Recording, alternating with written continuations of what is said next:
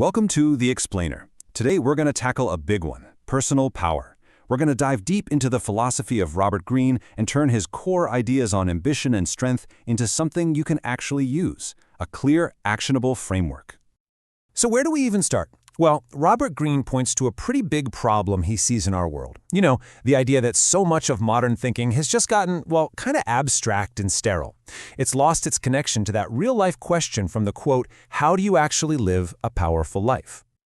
So we've broken this down into a 5-step journey, kind of like a roadmap from mindset all the way to mastery.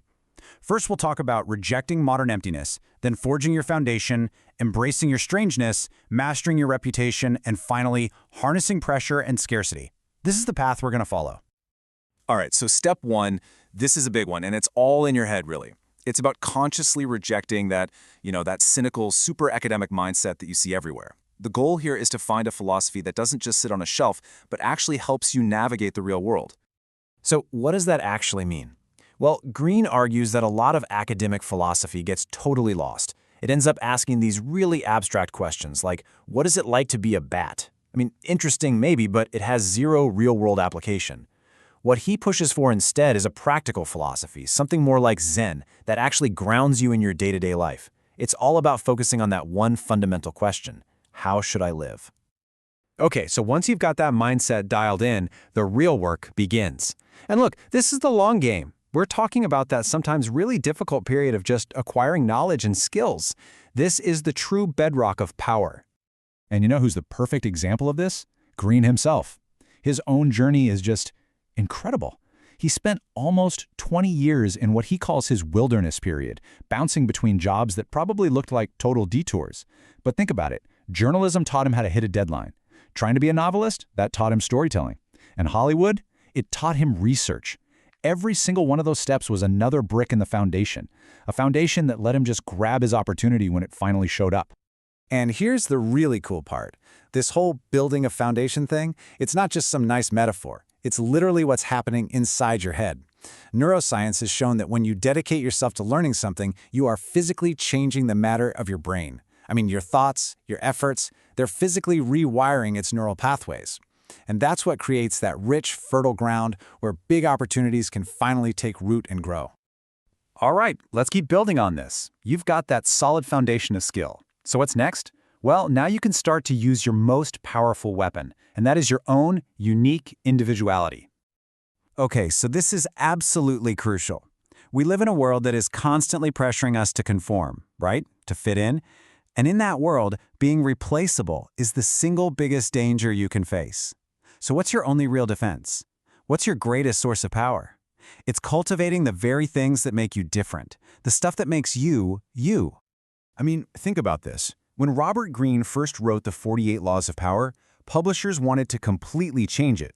They wanted to make its strange, unconventional format more, normal.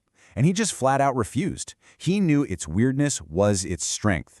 And that one decision, that's the reason the book stood out from everything else on the shelf and became this massive success. Okay, so you've embraced your inner power, you've honed your unique skills.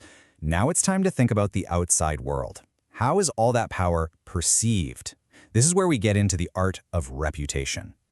And the key thing to get here is that power, it's overwhelmingly psychological. Your reputation walks into the room before you do. Seriously, it does most of the heavy lifting for you. Intimidating rivals, attracting allies, all before you've even said a word. Here's a brilliant, simple example of this principle in action. A smart club promoter knows a little trick. A line of people waiting to get in, if it's arranged in a long, 2-person wide line, looks way more impressive than a big, clumpy, short one. Why?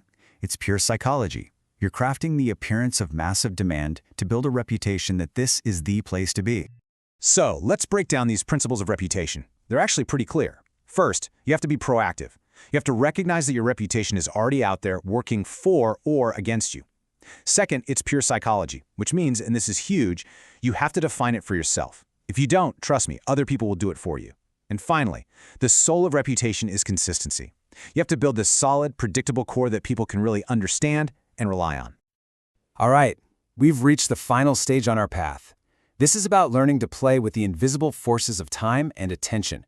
It's about how to create urgency and ultimately increase your own value. You know, your brain doesn't just put up with pressure, it actually thrives on it. And nobody knew this better than Thomas Edison. Get this, he publicly announced that he was going to invent the light bulb and light up all of New York, way before he had any clue how to actually do it. He created this insane public expectation, and by doing that, he manufactured the very pressure that he and his team needed to buckle down and achieve the impossible.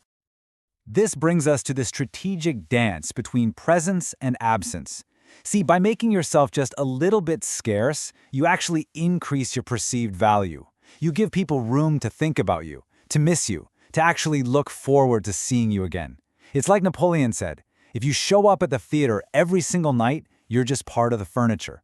But if you show up once a month, suddenly you're an event. Overexposure makes you common, but strategic absence, that makes you powerful. So, we're going to end by turning this all back on you. There's a famous story about Leonardo da Vinci's job application. He listed out all these incredible skills in warfare and engineering, and then, almost as a throwaway line at the end, he added, "Also, I can paint." Just think about that. So, the question for you is, what's your hidden, undervalued skill? What is that unique part of you that you've been treating as just an afterthought, but in reality, might just be your greatest source of power?